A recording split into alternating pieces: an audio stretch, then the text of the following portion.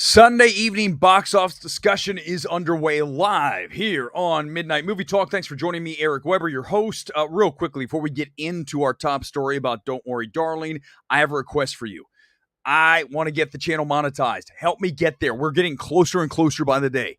Spread the news.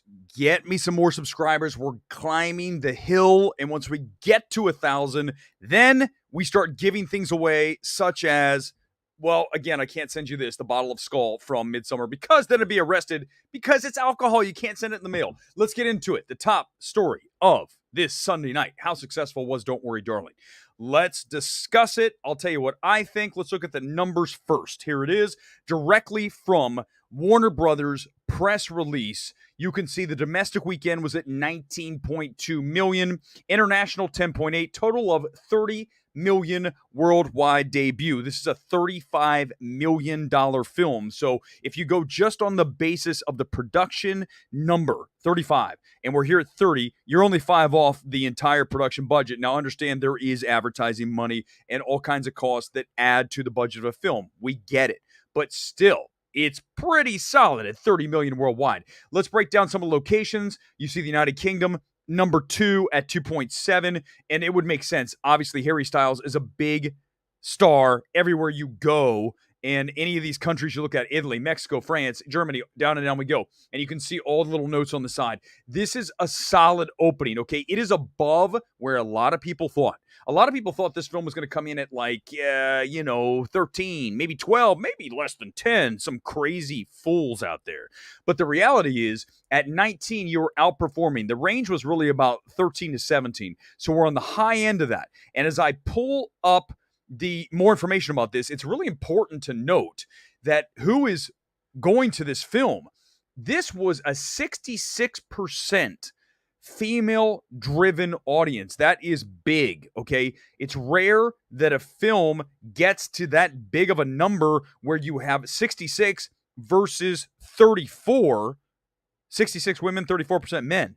Look at the location information. This is also really interesting to me. When you start to see the top locations, when we did the stream on Thursday, I told you I looked at shows at Century City, I looked at Burbank, and I looked at the Grove. We looked at a bunch of the LA. By the way, the number one market in the United States for Don't Worry, Darling, and for a lot of films is going to be Los Angeles. Why? Because we have so many people who live here, along with New York, number 2, Dallas, San Francisco, Chicago, Boston, DC, Philadelphia, Phoenix, and Toronto rounds out the top 10.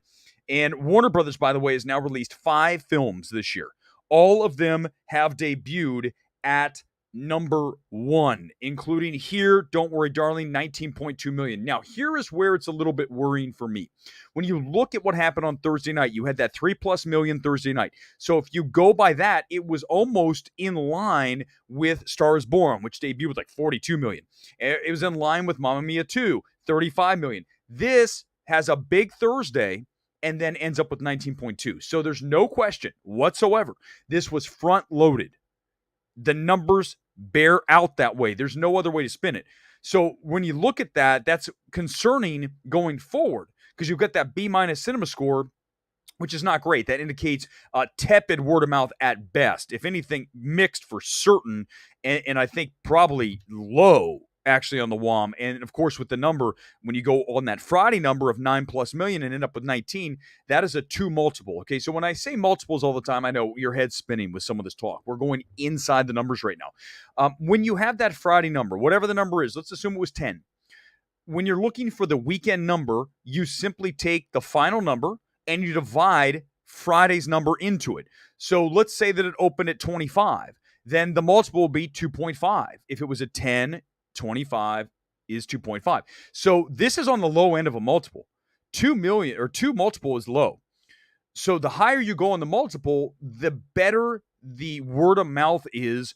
And it also tells you that it wasn't front loaded, that families are going, that things like that are happening. And we knew that wasn't going to happen. It's an R-rated film. Okay. There are no families in the marketplace. So remember that too. Anytime you have an R rating, you eliminate a sizable portion of your audience, certainly on Saturdays and Sunday matinees when families are going to the movies. And that's why you had Avatar do as well as it did. We'll talk about that in a moment because Avatar actually beat Don't Worry Darling worldwide. The re-release this weekend actually did more money than Don't Worry Darling, but don't let anyone spin that like, yeah, that's not good. No, listen, it makes sense because Avatar is still a 4-quad film where you can take kids to the movies. So it just makes sense that the re-release, what is it now? Is it 12 years, 13 years since Avatar? People hadn't seen it in a long time. They were curious. I went to see it on Saturday night. It was a good crowd in 3D. It still looks great. And by the way, we'll talk about that little scene too. Let's get in the comments here tonight on this Sunday night. Thank you for joining us on MMT. Harry Styles, if he wasn't in this and replaced with another actor, would this film still make that much money? Gone Girl, great question to lead off tonight's questions from you, the audience.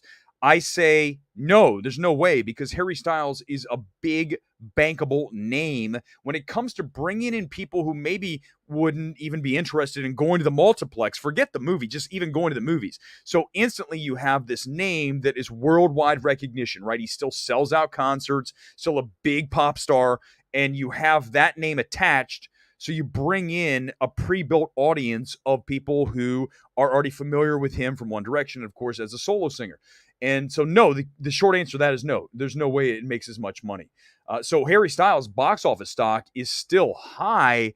I think that what's going to happen here is that a studio, we talked about this the other night, a studio is going to go ahead and give the money to Harry Styles to be in the next movie. Now, I know his money is not at a Brad Pitt level or a Tom Cruise. He's up and coming, but for your money, if you are a producer and you want to make a film, you could do a lot worse than putting Harry Styles in. Whatever you think about the acting, it doesn't matter ultimately, because this is show business, i.e. making money in your films. So yeah, great question to start things out. Superhero movies are the best movies, Eric. Without spoilers, is the B+ cinema score because of the down ending or because the movie isn't all that way coherent? It's a B-, by the way, just to correct you, B-. B- cinema score tells me that there were people that liked it a lot, like me, and people who did not like it at all, especially the twist. I have no problem with the twist. We talked about it so many times over the past week since I saw the film that I figured that you would actually enjoy the twist, or at least not hate it. And it seems like a lot of people are hating it, but I posed this question the other night. What would you do instead, other than village it? Have it be that everyone there in that community was living in the 60s, or I guess 50s, either way, olden days, and all of a sudden, if you leave the community, it's modern time. That's the village, okay? So you could have done that, but I really didn't mind, without giving it away, what the twist was at all. So I think that the B- cinema score speaks to absolutely polarizing. No question about it. Let's keep going here on the Sunday night. Kevin, good evening and welcome to the channel. My Avatar screening was full of teens. We're probably seeing it on the big screen for the first time, and I think that that is no question what happened this weekend, because Avatar did beat Don't Worry Darling. Worldwide, it did 30.5 million. Avatar worldwide this weekend, which is insane, right? Because you're talking about a movie that is 13 years old now, but it's also about building into the momentum, pushing forward for Avatar: The Way of Water. If you went to go see Avatar in 3D this weekend, or frankly in whatever format you saw it in, you did get to see that Way of Water scene that was the mid-credit scene. And I'll tell you, the mid-credit scene was fine. I mean, it's just them swimming, okay? It's in the area of the Avatar world. Excuse me for not knowing the entire vernacular of the, multiverse of Avatar, but they're in the water. It's the main characters and then another family, and they're all swimming around in the water. Here's the weird thing, though. When you watch the scene, because of the improvements in CGI, it's strange to watch Avatar and then go watch Way of Water right back to back like that, because you can see that it's just smoother. Everything's moving so crisply that it almost looks, in a weird way, I actually think that the original Avatar looked better to me than Way of Water. It looked, even though I know it's still video gamey, right? This looked almost so natural that it looked fake. That was my initial take on it from watching that really short scene. There's not a whole lot going on. They're just underwater, and here comes all these, sea creatures at your face. But I wanted to check it out. It's like 2.5 minute scene or something like that. But again, Avatar, very nice weekend, 30.5 million. David, good evening to you. Is there a chance people are just holding their noses with Don't Worry Darling because of how much we all love Pew? We all think for Smile or Moon Age Daydream over Don't Worry Darling. Moon Age Daydream is doing really well. I mean, for a documentary. But listen, I saw someone say this, and don't get me into who it is. I don't want to start even going down this path, but they're like, Wow, for a documentary, that's a really good number. It's a David Bowie documentary. What the hell did you think would happen? I mean, they're acting like if it's a documentary about COVID or a documentary about law. Okay, this is a documentary about one of the greatest well-known singers, pop stars in the history of music. And it's like, I'm a little surprised that this documentary did so well. I'm like, good Lord, what are you doing? Oh, I could go off on that, couldn't I? But Moon Age Daydream and next weekend with Smile. By the way, Smile, I'm seeing it tomorrow. I don't know if we're going to do it tomorrow night. It's either going to be tomorrow or Tuesday. I will update you, obviously, via Twitter. Get on the community tab and I'll update you if we're going to do Smile tomorrow or on Tuesday. But I get to see it tomorrow night. Very excited to see it, even if it looks like The Ring, right? It just looks like a remix of The Ring, but it looks like it has a ton of style to it. Way of Water box office prediction over a billion, 700 million, 300 million and under. It's going to be pushing 700 plus worldwide. You've got China in play now. Unless we get some kind of crazy catastrophe over the fall and COVID comes back, which we're all done, right? I mean, come on, we're all done with it. But if they're not done with it for us, then what if all of a sudden China's out? Then that readjusts and you have to slide your number down significantly on Avatar 2 because you get rid of China and you're talking about a massive market for a film that's going to do really well there. The challenge for Avatar Way of Water is very simple. How do you regenerate interest in this franchise some 13 years after the original? Now, I understand it sat forever as the highest grossing film of all time, finally beaten by Endgame. But it's been so long that a lot of the young folks don't even know what the hell Avatar is. But that's why it was so smart to bring that re-release back this weekend to get it back in the minds of people, get it fresh, get it exciting again, and then to bring in the audience that wasn't familiar with the film. So Disney nailed the re-release of Avatar as we build towards Way of Water. No question that they did a really good job on that. So I would say right now, if China is in, I would think close to a billion or a little over. I'm not going to get crazy and say 2 billion. I got to see the film. I got to say, how good is the film? And is this going to work? One thing about Avatar that is absolutely not working for me. It's a 2 hour and 45-minute film. And truth be, okay, here's the truth. Last night, I bought a ticket for Avatar, and I didn't even want to sit through the first hour. I walked in an hour into it when they were just about ready to detonate the tree. And frankly, it was perfect because I already saw it. I knew it was going to happen, and I really just wanted to see Way of Water thing. I'm not the biggest Avatar fan, okay? If you ask me to name my favorite action adventure, let's just call it that, sci-fi films of all time, Avatar wouldn't even be in the top 10. So, for me to get really excited about Way of Water, it's just not going to happen unless I see the film. But I'm just telling you from the original, even Avatar 1, I just was never that high on that film. I think as a technical achievement, yes. But as an overall film and with the emotional moments that I haven't seen a million other times in other films, I mean, how much better is Lord of the Rings than Avatar? Come on. I mean, if you think Avatar is better than, frankly, any of the Lord of the Rings films, we have a problem, okay, right off the bat. So I think Avatar is a very overrated film. I think that's very fair to say. Technically, no, but the other stuff. I think the twist wasn't fully explained all that well. Maybe some time with those characters, some reasons why audiences didn't like the twist. The twist, though, makes sense, right? I know it's a movie, it's fiction. You have to buy into it. So I don't want to hear this crap that I always see on Twitter where people are like, well, it didn't make a lot of sense. It's a movie. If you start doing that for every movie, okay, if you start saying that didn't make sense, then you might as well check out a film. You might as well not watch any TV shows too, because part of films and TV shows is letting yourself go and suspending your belief so that you can buy into what happens. So when I hear people say, don't worry, Darling didn't make sense, they wouldn't do what? Why aren't you doing that for any other film that makes you take a giant leap into believability? That's the thing, is be consistent with your criticism. which people aren't, which is why I just go crazy when I read these things. It's like, okay, the twist in Don't Worry, Darling didn't make sense, but some other insane movie, Hellraiser, that makes sense. Open up the box and here comes Hell and Pinhead. Come on, man. I'm right. I'm right. Give me a like because I'm right. I nailed it. Boom. Another home run. Let's get to another one.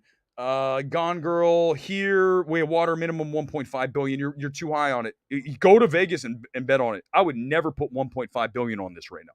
There's no way, because of what I just said about the fact that there's a lot of people that are not as in love with Avatar as you. Certainly I'm not, but I'll still see it because it's an event movie. But I'm just saying the young kids are like, what's Avatar? If you ask like a 14-year-old kid, say, hey, what's Avatar? I guarantee they'll be like, what? I'm really not that familiar with it. It's not like the MCU where you say Black Panther 2. Oh shit, I can't wait to see that. It's not like that. So I think you have to take that number down. It's 13 years on. 2009, 2022, there's a big difference. So it's not a slam dunk. It's just not. But if you want to go 1.5 billion, I mean, LOL. I mean, I'm with you. I think you can't go that high right now. We can say maybe. I'm not saying it won't happen. I'm just saying the likelihood is lower on that than the likelihood of 850 to a billion or a little over. 1.5 is pushing it. I mean, No Way Home's at 1.9, right? But that's Spider-Man, that's MCU. That is not Avatar. That does not have the CBM connection. And I know it has the biggest movie of all time connection, but it's been forever. And we're going to find out what the interest level is. I'm just telling you that it's not as high as a lot of you think it is. It just isn't, okay? It is for some, but it's not for everything. It's like film Twitter, right? Film Twitter, if you believed film Twitter, now granted, Avatar is much more, in the general pie chart of accessibility, way bigger than a film like, something small. Let's even use Pearl recently. Those are small films that are largely for film Twitter. They're niche films. Okay, Avatar's not that, but it's also not MCU. It's just not. Avatar was original in 2009. Look at the numbers. I think Way of Water, easy over a billion. Listen again. Now you're coming down. You're coming down with me, which is very important because ultimately that's where we need to be. Did you watch Shia's podcast with John Bernthal? No, I have not. I have not seen it. I don't know anything about it. I would love to listen to it because I think even though Shia, I'm going to say Shia because it works better for me. Hopefully that's right. If I'm wrong, tell me again, but I'm so tired. I cannot remember which one it is. When I listen to him speak, he's a very thoughtful person. I think he's super intense, right? That guy is mega intense. And I think that is troublesome for some people. Okay, someone would say the same thing about me. So whatever. I mean, listen, you are who you are, ultimately, right? And I've said this before. I said it the other night. We were talking about what's his name? Chris Duckman. Okay. So I've watched a couple of Chris Duckman. For me, Chris Duckman puts me to sleep. I mean, straight up, I'm going to bed. I mean, when I start listening to him talk, I'm like, holy shit. I need a pillow and I need a blankie because I'm going to take a nap. And that's fine. It's not about his acumen. Okay. It's about his delivery. It doesn't work for me. But then people would watch MMT and say, wow, that guy's just like, phone. But that's what it is. It's what it is. So no, I will try to get around to that, Milan. Thanks for watching tonight, by the way. So Avatar in IMAX 3D, what a spectacle. Visuals are breathtaking. Preview for the sequel is just incredible. Yes, it looks great, but I didn't feel any emotion. They're diving in the water. they're in the water. They're swimming around. I mean, it's fine. It's fine. I feel sometimes like when I watch Avatar, and certainly the sequel, I think for sure we're going to get there, is I feel like I'm watching a video game. And when I watch video games, that takes me out of the film. I love a great film, and I can buy into CGI. But if I feel like I'm watching a video game on the big screen, I'm not as connected as I am watching Emily the Criminal. I'm going to be, forthright with you, honest. That is how I perceive, how I enjoy my films. I enjoy very deeply rooted in reality stuff. Even Empire Light, which I saw the other night, we talked about briefly on Thursday. We'll talk about it as it comes out. Is it closer?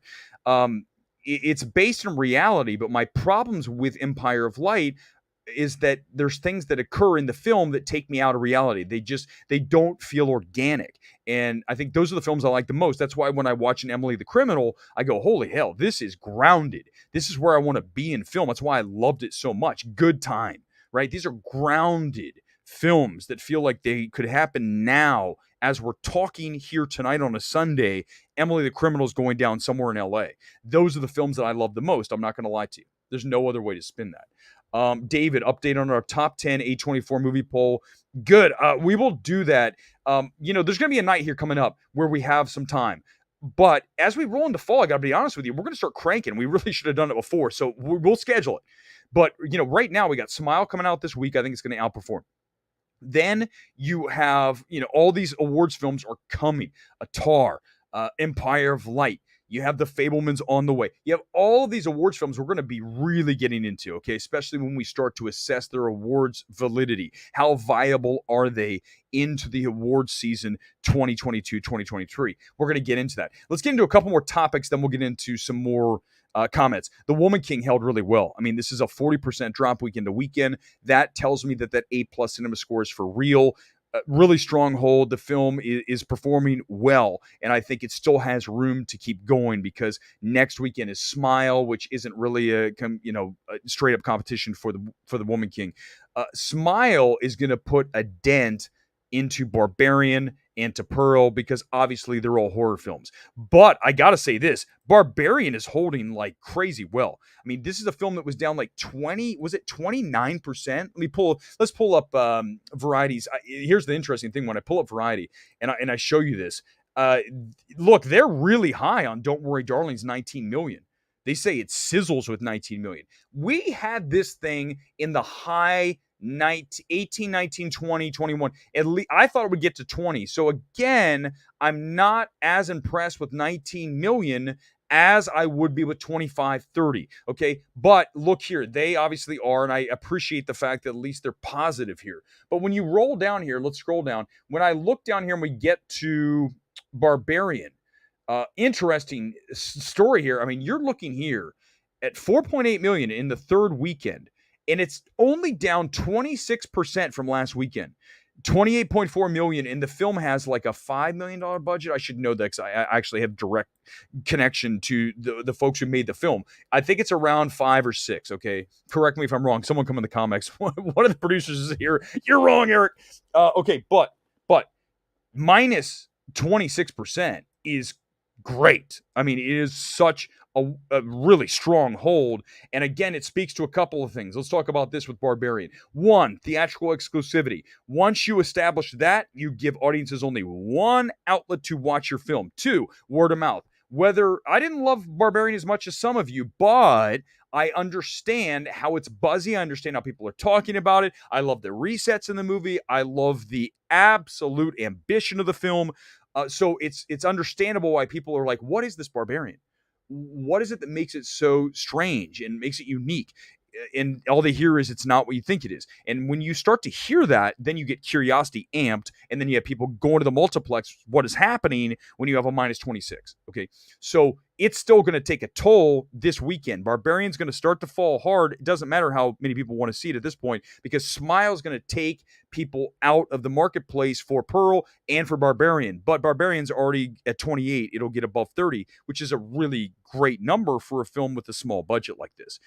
So you're looking at Smile. I'm going to say Smile right now. I haven't looked at any of the tracking early, but right now, based on what I said about Smile, we're going to talk about it tomorrow. But here's the reality.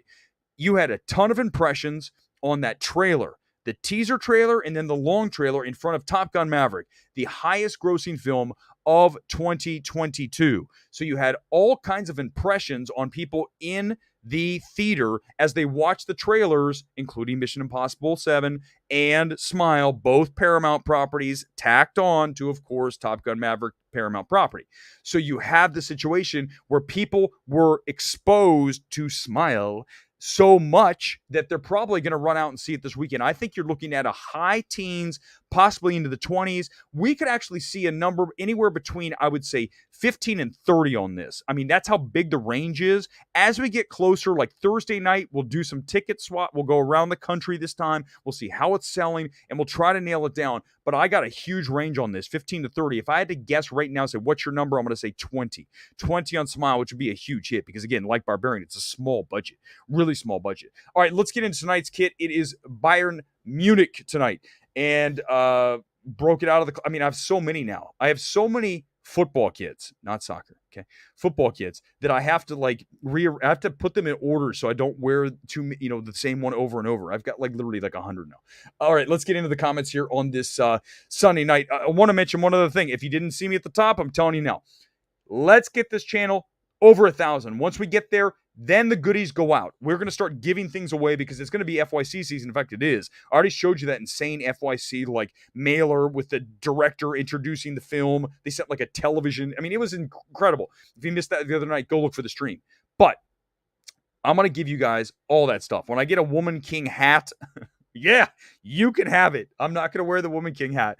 I don't wear hats very often, but whatever I get, you'll get, but you have to get me there. It's your job. I don't care if your mom and dad subscribe. It doesn't matter. Just get it on board and let's get this thing going. But ultimately, at the end of the day, wherever we go on this channel, let me say this. Wherever we go, it'll ultimately be about a one-to-one with me and you guys. It's not about this. It's really about a community thing, right? It's not about, back to Chris Stuckman, talking about a film and there's no interaction, right? This is a very interactive show. You guys come on here, you can tell me that I'm full of crap. It's fine. I'm good with that. But I'm also going to say you are, because here's what I think. That's what we do. So I respect all the opinions, and that's what we like to do here at MMT. Watched Avatar for the first time when I was 5. I don't understand how it was made, so much money beyond the effects. Satvik, I agree with you. I mean, listen, I saw this film in Orlando, Florida when I was doing TV news back then, and I remember I saw it very late in the cycle because it made so much money, and I put it off because I didn't look all that exciting to me. So I finally saw it, and I remember just being 13 years ago extremely underwhelmed. I saw it in 3D and all this. I just remember being emotionally underwhelmed with Avatar, and last night, same kind of thing. It plays like a B movie, with the bad guy. What's his name from Just Breathe?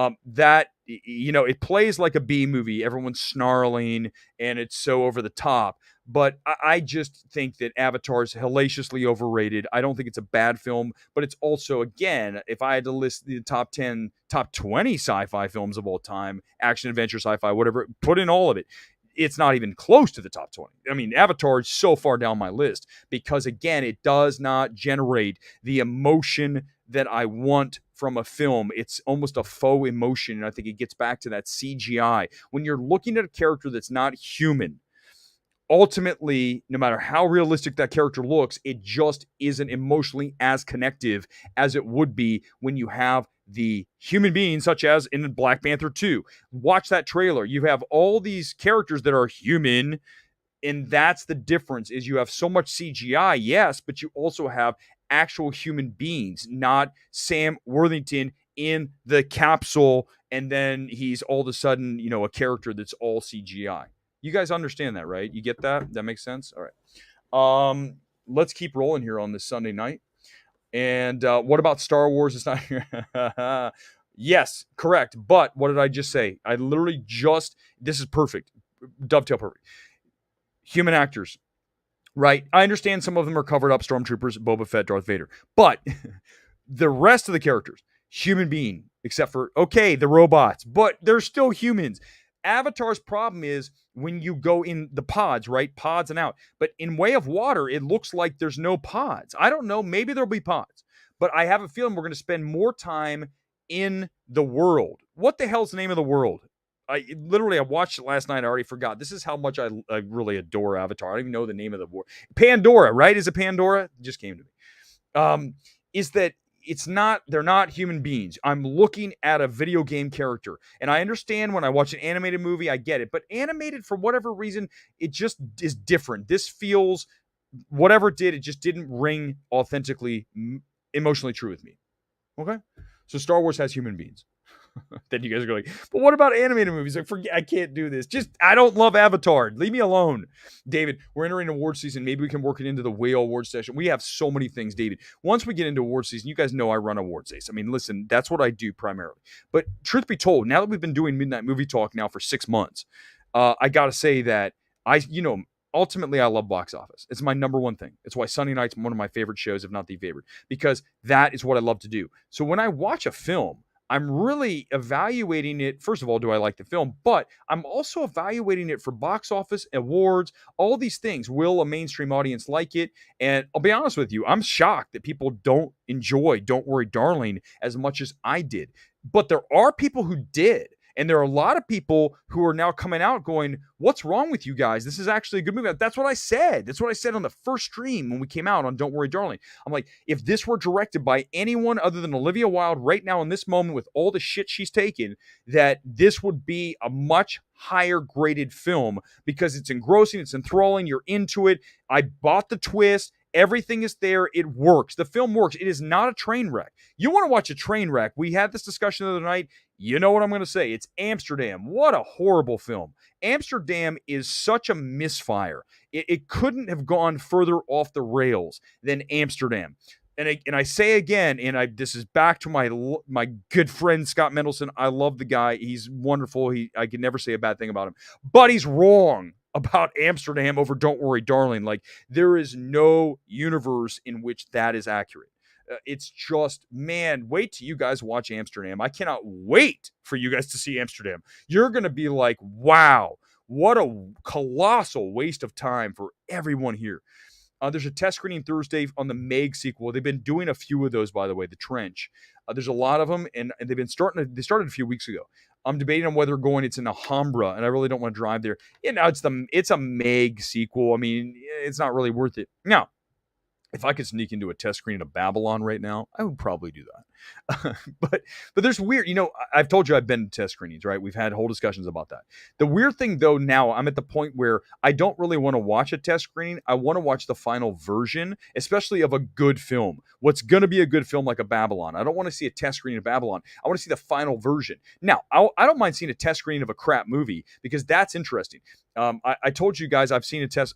If I tell you which one, I'm probably going to get sued by the studios. I might have even said it before. But I saw a movie one time, a test screening, and I remember watching it, and then I saw it when it came out, and they changed the entire front end of it. Like, they literally went in and completely rearranged the film, and that was fascinating to watch because the test screening version was markedly different from the final version and especially having seen both, you start to realize what the audience said about the film. Like, let's say that you see a test screening and it's 2.5 hours long.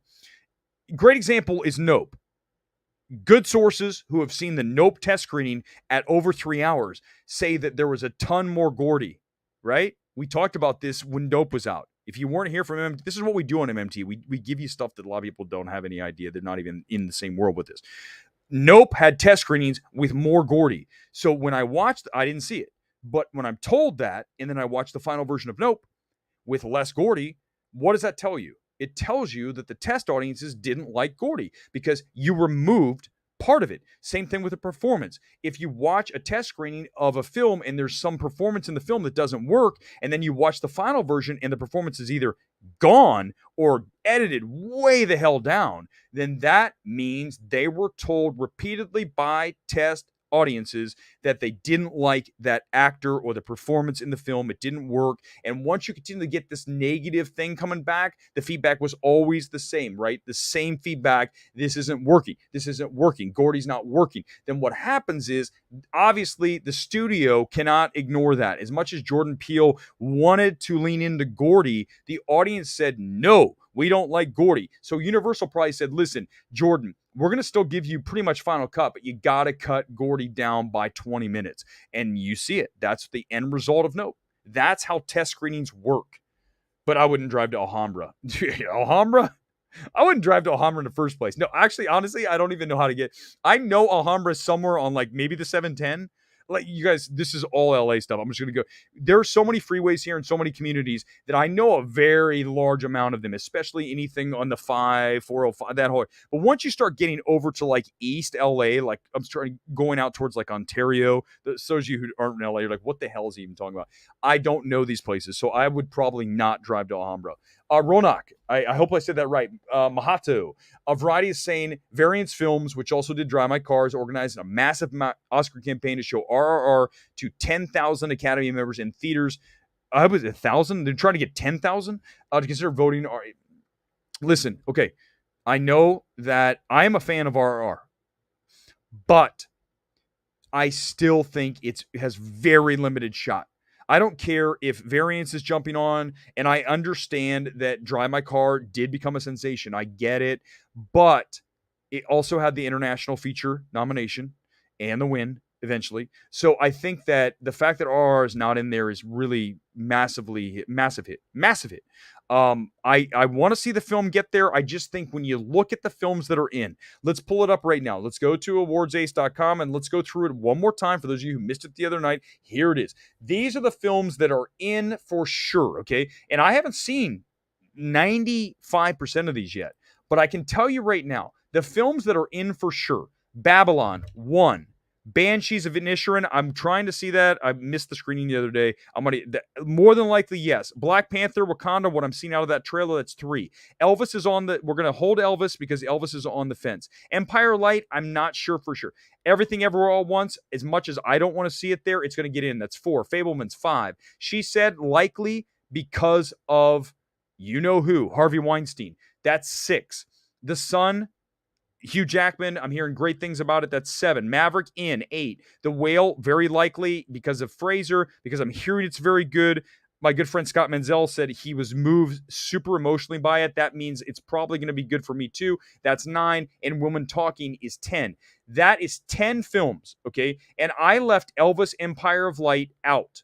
Now, I can also say She Said's on the thing, but I think that everything else, and even then you have Avatar. I just don't see a path for RRR into the best picture conversation, into the conversation at a low level. But getting in past those films is going to be tough. It's very much like a draft board for me, okay? I love the NFL draft. So when I set up Awards Ace, I really wanted to have it be almost like a draft. Here's what we're looking at. We're looking at films as prospects. And when you look at these films as prospects, you already have 10 top 10 picks in there. So you have to get above one of those. And I think RRR is going to have a really hard time, no matter who is championing it. I know a lot of directors are. I know they're doing a screening, I believe, is this week. It might even be tomorrow, or it's Friday. They're doing a huge screening down at the Chinese Theater in Hollywood. They're trying. I give them credit. But I'll tell you right now, if you gave me $5,000, 10,000, whatever, 100, I am putting it on RRR is not getting a Best Picture nomination. I would absolutely lay the money on not happening because of the fact there's no path for it. It's very, very hard for it to get in there. Thank you for the comment. It's a good one. I like it. So The Whale's going to win Best Picture because of the real life backstory. Maverick will lose out. No, listen, The Whale's not going to win, I don't think. I haven't seen it yet. There's a couple of things why I don't think The Whale could win Best Picture. 1, it's A24. That said, I know Moonlight did, okay? So fine. But when you're going head-to-head, and I know Moonlight went head-to-head with, I know it's Lionsgate, but with La La Land, anytime you're going head-to-head with a studio with more cash, and A24, has cachet, they have some money, they're not like poor, okay? But when you're going head-to-head, it's going to be harder. And I really think at the end of the day, when you have, and I've said it so many times, here it comes again, when you have Babylon, when you have a film directed by Damien Chazelle, when you have a film about old Hollywood, and you have it coming out last minute to break, it's going to hit. It's going to be recent. It's going to be people are feeling great about it. It's going to be very hard to beat Babylon. I mean, very, very difficult. As long as it's not a misfire like Amsterdam. Now, I've not watched the Babylon trailer. I don't want to see it. I don't even want to see it. I just want to watch Babylon. But when you look at it on paper, everyone involved, plot, studio, Paramount, old school Hollywood, Paramount. You got all these things going for it. I'm telling you right now, if you have $1,000, you put it on Babylon. It's not even a question, right? You put 1,000 on RRR, no nomination, and you put 1,000 on Babylon to win. So there's $2,000. That's your bet. Simon, good evening to you. Sad to see how they run is struggling to find an audience. Saw it in New Zealand this week. Hey, welcome from New Zealand. Had a great time. Can't wait for Pearl to come out here. Don't worry, drawing still 2 weeks away. Shame given the hype and twist. Welcome to the Kiwi. Listen, one of my favorite movies of a really small film came from a director who's gone on to be really big. When you look at Taika Waititi, go watch Boy, his first, I believe that was his debut feature, which is set in New Zealand.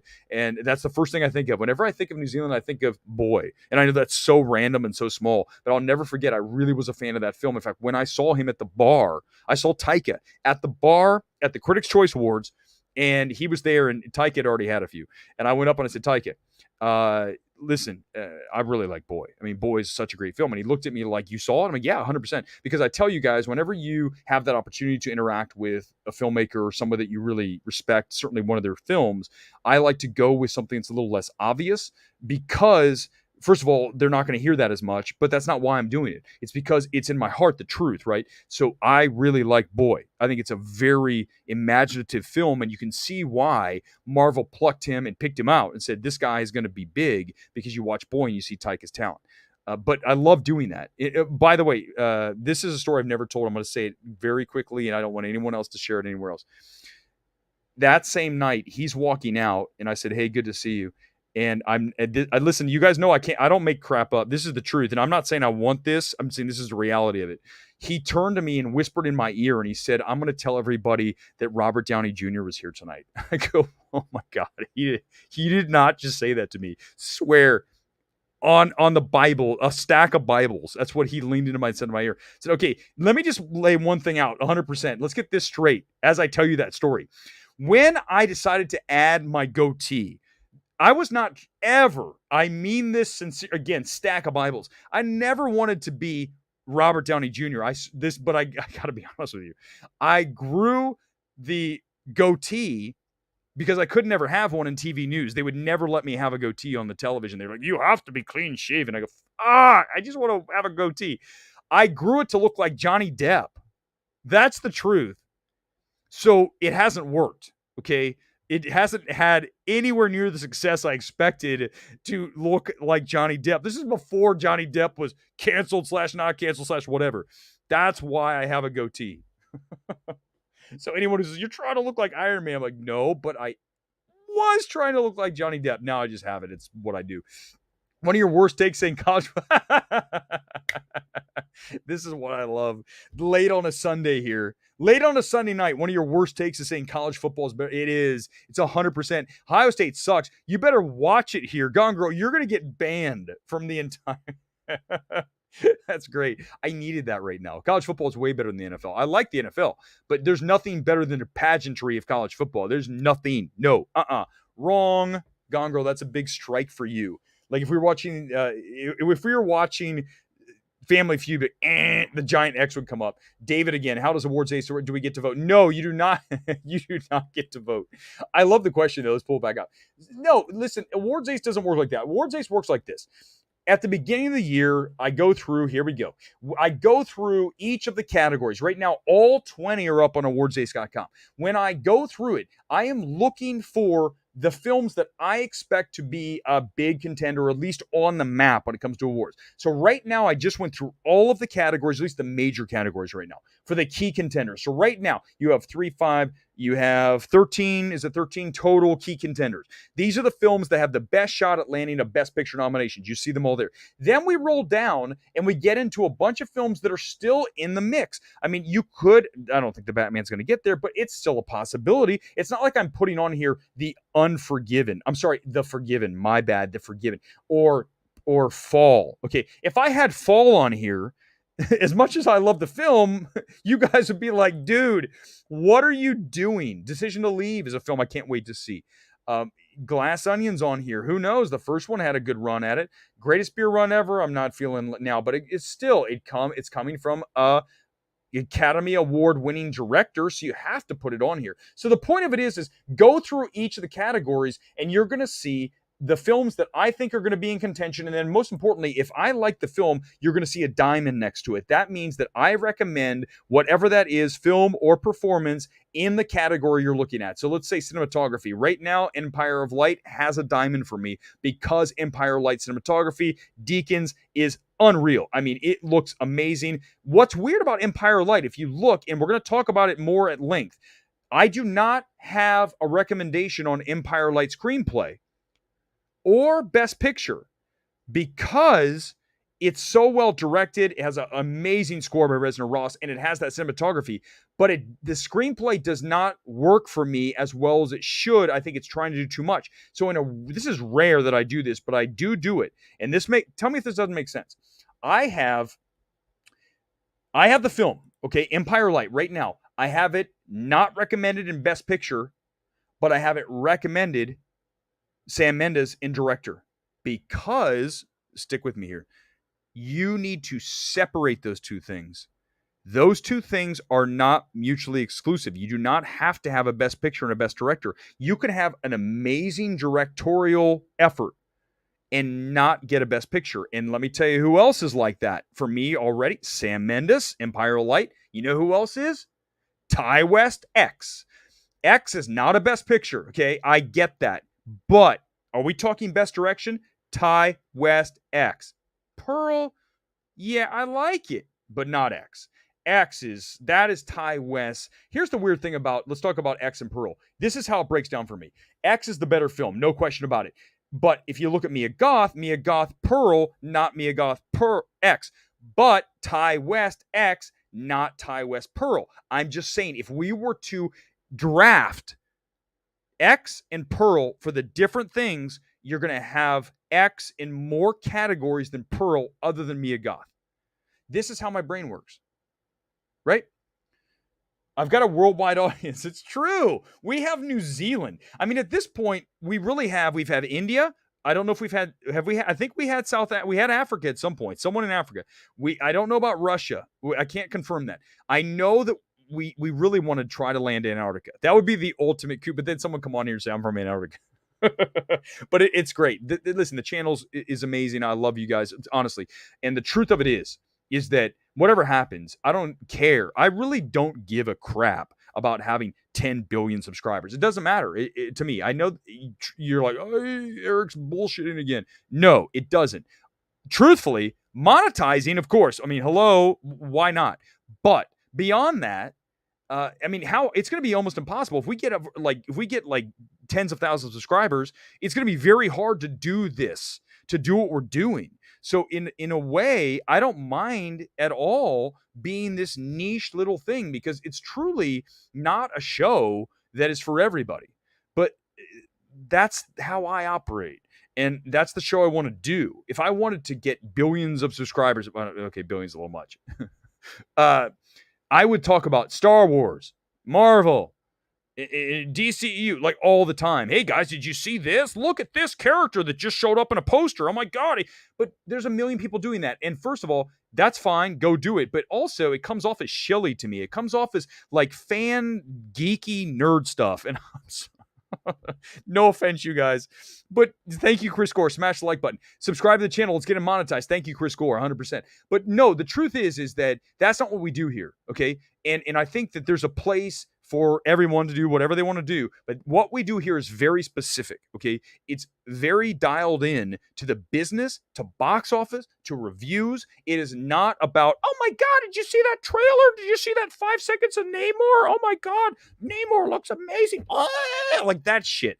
Why does anybody watch it? I don't know why anybody watches that. Whenever I see a video and there's someone like this, I'm like, what are you brain dead? Why are you watching that? And you know what? We're the smarter show. That's just the reality of it. We're the smarter show.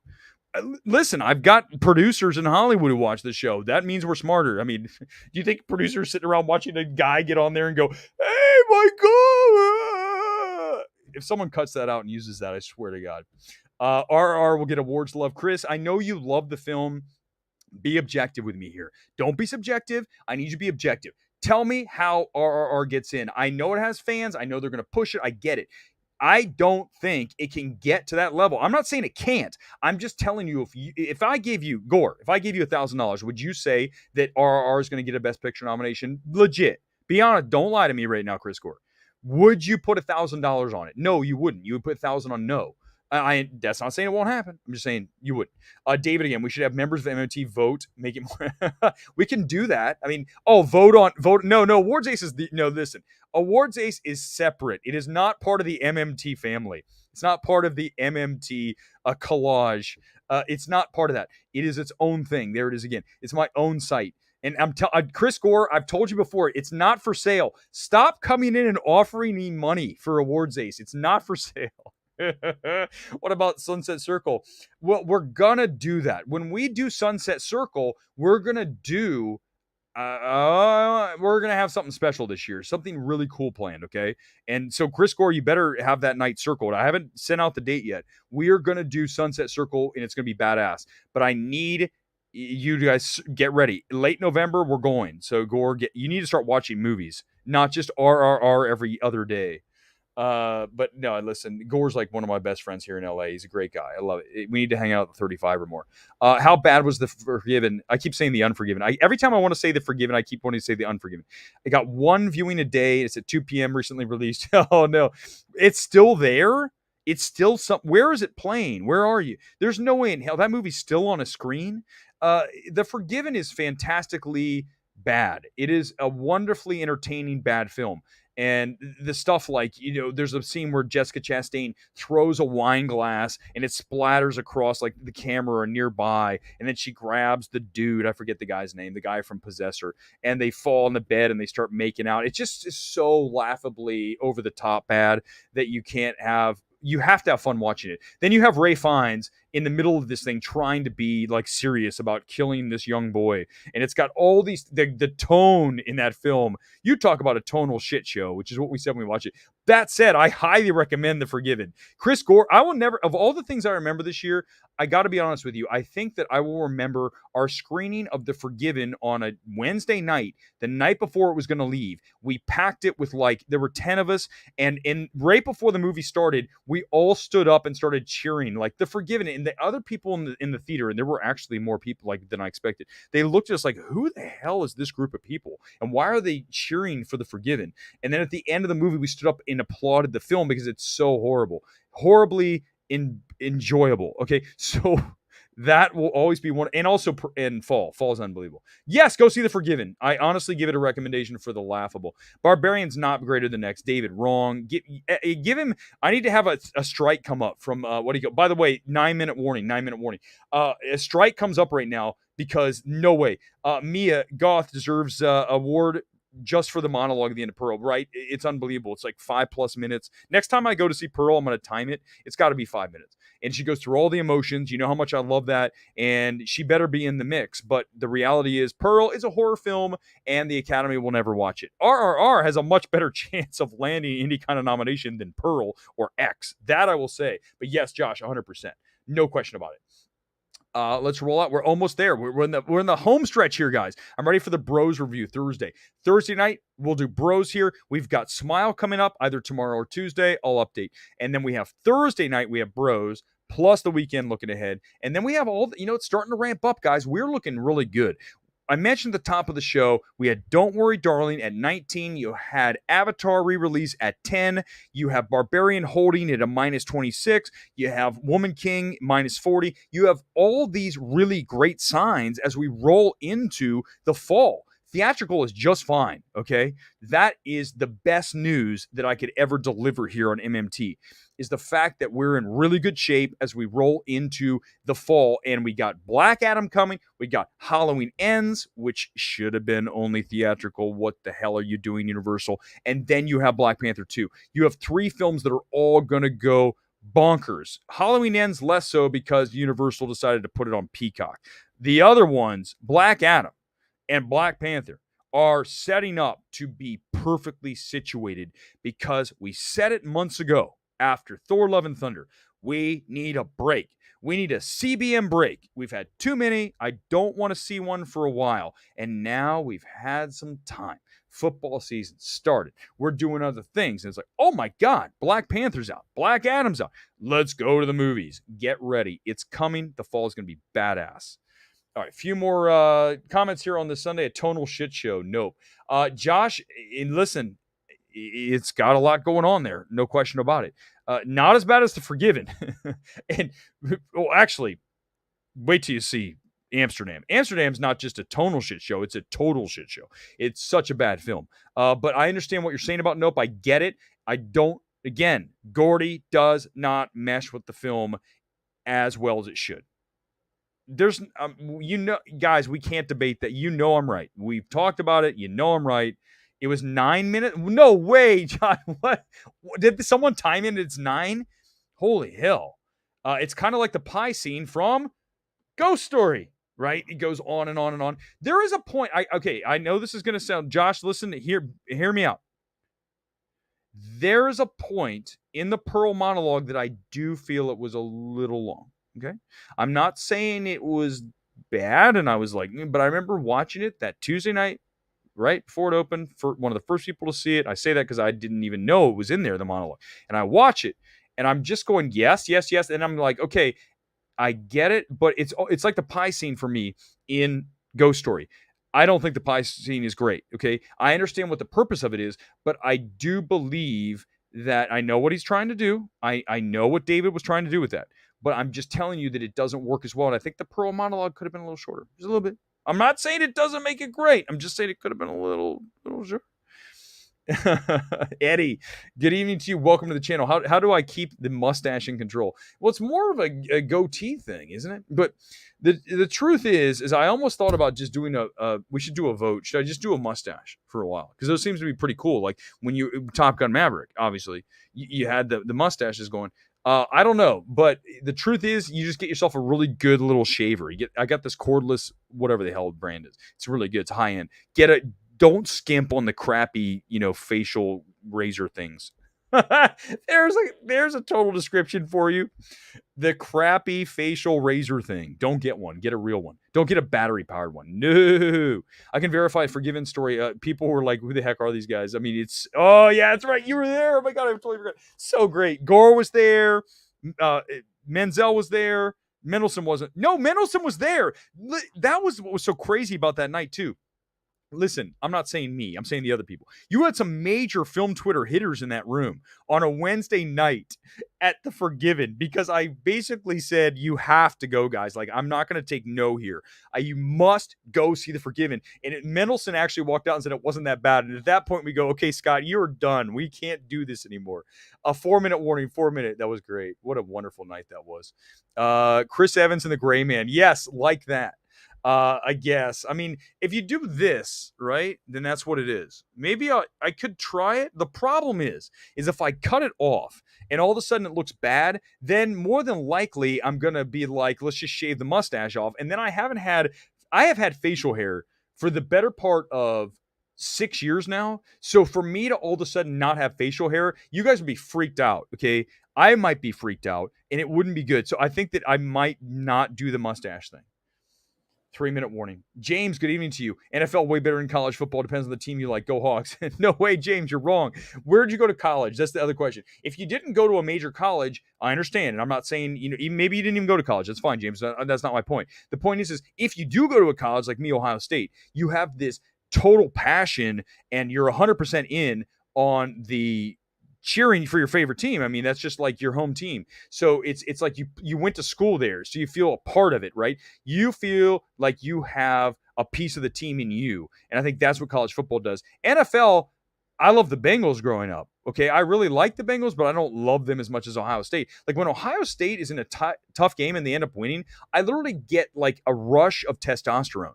And you hear about that from fans. For me, that's Ohio State. So when Ohio State does well, like they did just destroying Wisconsin last night, then I actually like feel stronger. And I'm sure fans will tell you that. So that's just for me, college football. But James, I understand. There's a lot. I'm not saying everybody feels that way. A few more here as we roll out. What's your favorite movie of all time? Don't know if you've said it before. If you put me on the spot, where I'm going here. Favorite movie of all time. Certainly the most impressionable, the film that really changed me as a person was Blade Runner, because Blade Runner opened my mind to a cinephilic mindset. When you watch that, what Ridley Scott did in 82, you just see he's so far ahead, and the beauty of that film, the Vangelis score. I mean, you're just looking at a film that to me is perfect. That's why whenever someone says Blade Runner 2049 is greater than Blade Runner, like, you're insane. Like, literally, like, you need to be at Arkham Asylum. But if you say recently, 2 films come to mind without question, the films I've watched the most, because I think they're both near. Well, one is perfect. The other one is very close. Drive, okay? I love Drive. I love Los Angeles, and Drive is quintessential LA. In fact, if you missed it, I'll maybe retweet it. I forgot it. The anniversary just happened.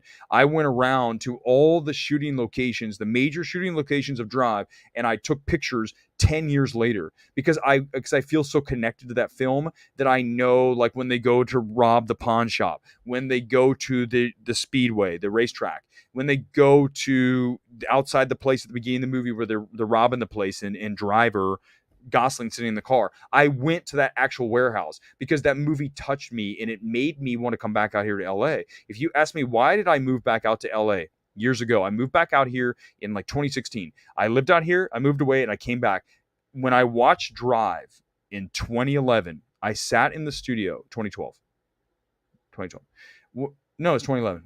When I sat in the theater in Boston, I remember having this experience. Having lived in LA, I felt like I was back in Los Angeles watching Drive. I felt like I was actually in the city. And that moment, I could feel in my soul. It was almost like, a spiritual being telling me, you need to go back out to LA from watching Drive. So that's why that is in there. And then The Social Network. Social Network's a perfect film. Literally every single aspect of that film is perfect, from the performances to the direction, screenplay, score.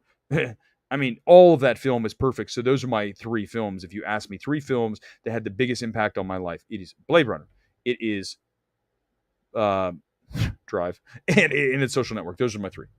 Last thing. We have one more thing before we get out of here, and then we're back tomorrow for, maybe tomorrow. Thank you. Let's go. Gores, this is it. This is the final plea. I feel like I'm like in a pledge drive, like the marathon, the what are they called? Telethon. The telethon is in the final moments. Please make a pledge. Please subscribe and like. Let's get over the hump. Let's really do it for the kids, for me, and we'll get there. We'll be back here tomorrow or Tuesday. I haven't decided. I probably tomorrow, but for Smile, I'm gonna see Smile tomorrow. I'll let you know. I'll see you. No spoilers. No spoilers. Thank you for joining us here tonight at MMT. I am done for the night. I'm off to bed. Good night wherever you are. I'll see you next time. Good night.